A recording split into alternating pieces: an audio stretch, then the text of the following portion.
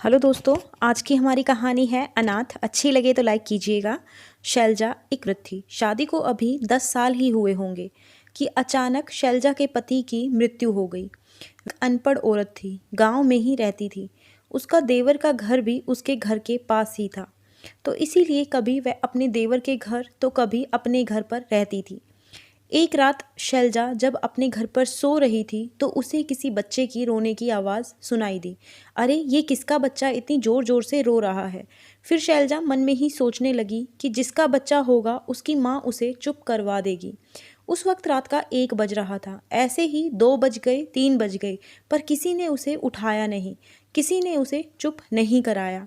इसके बाद शैलजा उठी और उसने अपने घर का दरवाज़ा खोलकर जहाँ से बच्चे की रोने की आवाज़ आ रही थी सीधे वहाँ चली गई। वहाँ आकर उसने देखा कि किसी ने वहाँ पर एक बच्चा ऐसे ही छोड़ दिया था।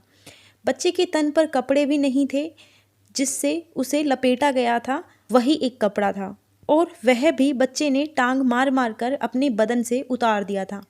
बच्चे को देख शैलजा से रहा नहीं गया, तो उसने बच्चे को उठाया, उसे अपने घर ले आई। घर आकर उसने अच्छे से उसे साफ करके नहलाया धुलाया और कपड़े की मदद से उसे कतरा कतरा दूध पिलाया।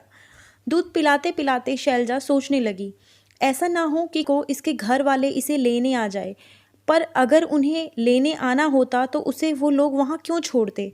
ऐसे ही होते होते शैलजा को इस बच्चे के लाए हुए 2 हफ्ते बीत गए, पर कोई भी इस बच्चे को लेने नहीं आया। शैलजा अब उस बच्चे को गोपी करके पुकारती थी, जिससे उसका नाम गोपी ही पड़ गया। शैलजा भी अब उसे अपना बच्चा ही मानती थी। गोपी भी शैलजा से बहुत प्यार करता था।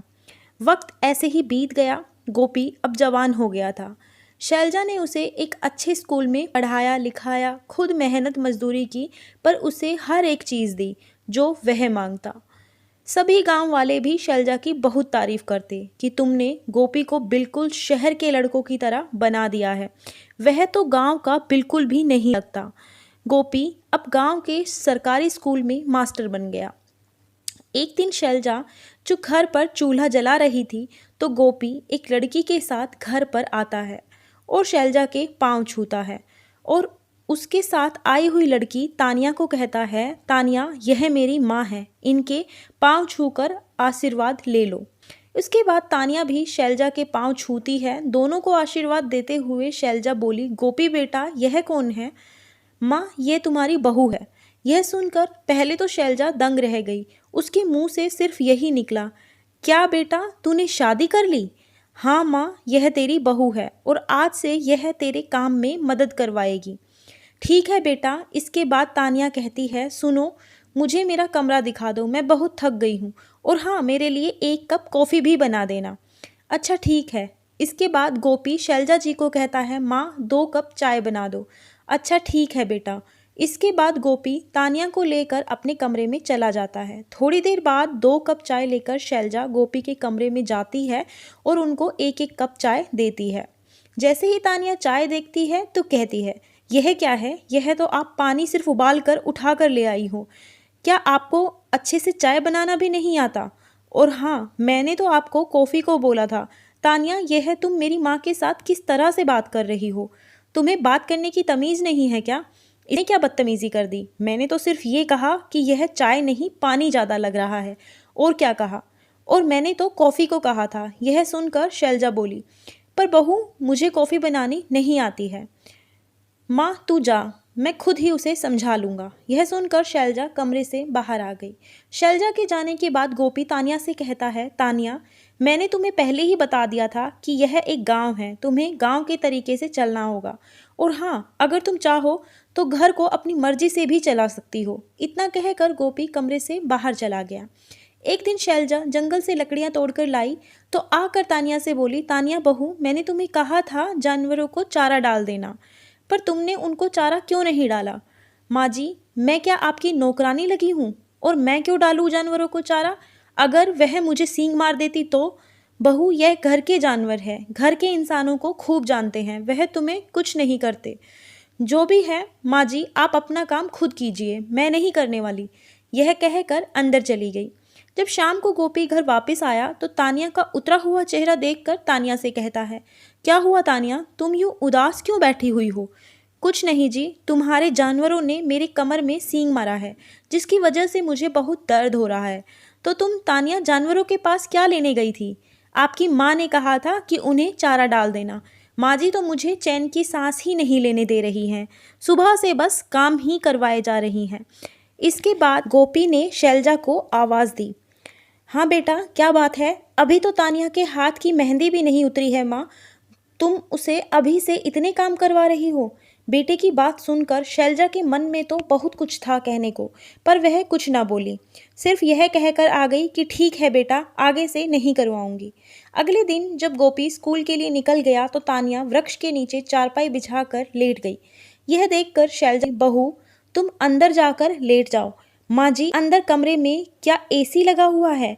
यहाँ ठंडी हवा चल रही है, मैं तो यहाँ ही लेटूंगी। और हाँ, अब मुझे बार बार कुछ भी कहकर तंग ना करना। यह सुनकर शैलजा वहाँ से चली गई। थोड़ी देर बाद जब गोपी के चाचा का बेटा, जो हाइट में थोड़ा छोटा था, जब वो गोपी के घर आया तो उसने तानिया को चारपाई पर लेटे हुए देखा, तो वो जानबूझकर उसने 2 से 3 बार खांसी कर दी ताकि तानिया उसकी तरफ देखे, ताकि उठकर बैठ जाए। पर उसे यूं खांसते हुआ देख तानिया बोली, अरे तुम क्या खांस रहे हो? तुम क्या टीवी के मरीज हो? तुम तो मुझे पूरी तरह से कार्टून लगते हो। चलो दफ़ा हो जाओ यहाँ से। उसके बाद गोपी के चाचा का लड़का सीधे अपनी ताई के पास चला गया और बोला, यह कैसी बहू उठाकर लाई हो जिसे बात करने तक की अकल नहीं है? और हाँ, उसे बोलो कि अपने कमरे में जाकर लेटे। उसे पता है ना, यह गांव है और हमारे घर की दीवारें छोटी हैं। हमारी बहू बेटियां यूं बाहर आकर थीं। उसकी बात सुनकर शैलजा फिर से बहू के पास आई और बोली, तानिया अंदर जाकर लेटो। यह तुम्हारा शहर नहीं है, यह एक गांव है। यहाँ पर हर कोई आता जाता रहता है। तो मैं क्या करूँ माँ जी, मैं तो यहाँ ही लेटूंगी। और हाँ, अब मुझे उठाने की कोशिश ना करना। शैलजा यह सुनकर चली गई। थोड़ी देर बाद जब स्कूल से गोपी घर वापस आया तो तानिया के पास चारपाई पर आकर बैठ गया। क्या बात है, तुम्हारा मुंह फिर से उतरा हुआ है? हाँ, एक तो तुम्हारे घर में लाइट नहीं है और मुझे इतनी गर्मी लगी है, तो मैं यहाँ वृक्ष के नीचे बैठने आ गई। पर तुम्हारी माँ मुझे आकर बोली, जाओ अंदर जाकर लेट जाओ, और मुझसे सारे घर के काम भी करवाए हैं। मैं तो बस आराम करने के लिए यहाँ लेटी थी, पर मुझे लगता है अब तुम्हारे घर में मुझे सुकून नहीं मिलेगा। शैलजा भी वहाँ आ गई और माँ को देखकर गोपी बोला, माँ तुम्हें तानिया को तंग करने में बाज नहीं आना है क्या? आज शैलजा से चुप नहीं रहा गया तो वो बोली, अरे बेटा, आज क्या कर दिया मैंने? एक तो इस महारानी को आराम करवाओ और ऊपर से तुम लोगों की बातें भी सुनो। देख लिया ना जी, कैसी तुम्हारी माँ मेरे पीठ पीछे पड़ी हुई है। बस सारा दिन मुझे ऐसे ही तंग करती है। अब मैंने फैसला कर लिया है, या तो तुम्हारी माँ इस घर में रहेगी या मैं। नहीं तानिया, मैं तुम दोनों के साथ रहना चाहता हूँ इस घर में। नहीं, आज तुम फैसला कर लो, या तो तुम्हारी माँ या फिर मैं। इतना कहकर तानिया वहाँ से जाने लगती है कि तभी गोपी ने उसका हाथ पकड़कर उसे रोक लिया और अपनी माँ का हाथ पकड़कर उसे घसीटकर घर से बाहर ले जाने लगा कि तभी वह जमीन पर गिर गई और बोली, गोपी बेटा, मैं तेरी माँ हूँ, मैं कहाँ जाऊँगी? माँ, अब तुम चाचा के घर जाकर रहो, पर अब तुम यहाँ नहीं रह सकती, वरना मेरा घर बर्बाद हो जाएगा। इतने में गोपी का चाचा भी वहाँ आ गया और एक जोरदार थप्पड़ गोपी को जड़ते हुए बोला, दिखा दी तुमने अपनी औकात, गंदे खून वाले, गंदा खून अभी भी तेरी नसों में दौड़ रहा है। चाचा की बात सुनकर गोपी हैरान होकर उन्हें देखने लगता है कि चाचा इस बात का क्या मतलब है। यह सुनकर शैलजा बोली, देवर जी जाओ, तुम अपने घर जाओ, यह मेरा बेटा और मेरे बेटे का मामला है, तुम्हें बीच में बोलने की जरूरत नहीं है।